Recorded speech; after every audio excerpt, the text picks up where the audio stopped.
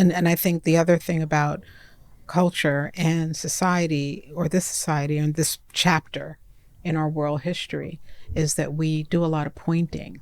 Mm-hmm. I don't like being on this platform because they're talking about that and they're talking Yeah. about this. Well, guess what? You are your own algorithm. Yeah.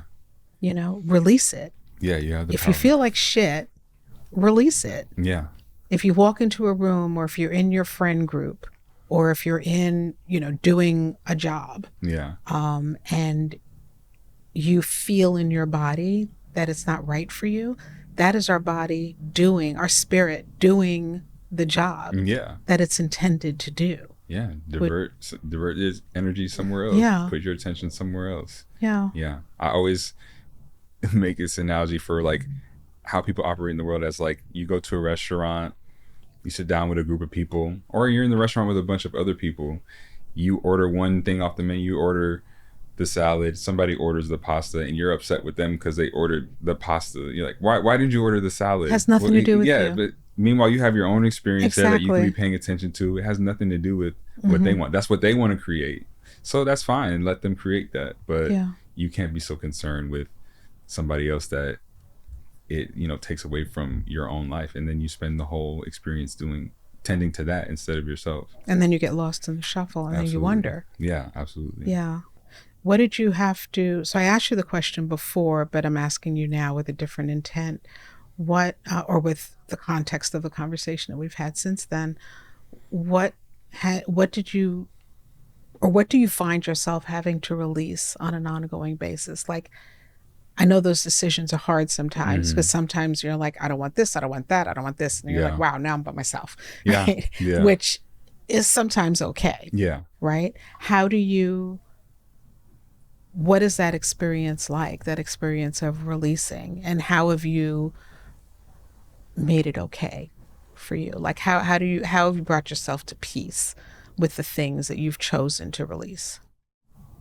I mean, it just starts with the understanding that I know I can't control everything as many ways as I might see something going, like how I see something going.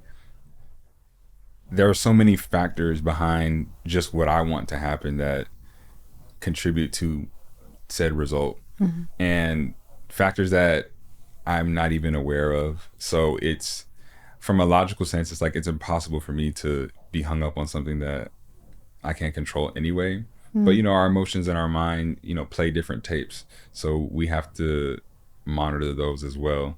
But really, it's just a matter of like acknowledging those feelings that, yeah, I would like this to be different, or this is what I want to see happen, and that's fine. But then I also know I can't control it, so what can I do? Shift to what you can control, and literally let the rest play out, even though that tape in your mind is poking at you and saying, well, but what about this? What about this? We need to change this. We want this to be happening. It's really it really is a matter of discipline, and just like staying on the path, like sticking to a plan and letting it take shape, because you don't know, you could wake up tomorrow and another circumstance could present itself that is taking you in the direction you want.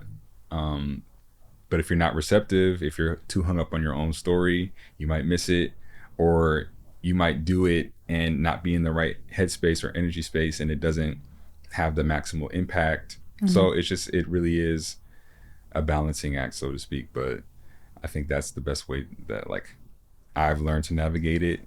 And even though it is difficult and it presents itself in new ways all the time, so it's just a matter of like staying vigilant in that sense, and just always monitoring how you're feeling through each circumstance.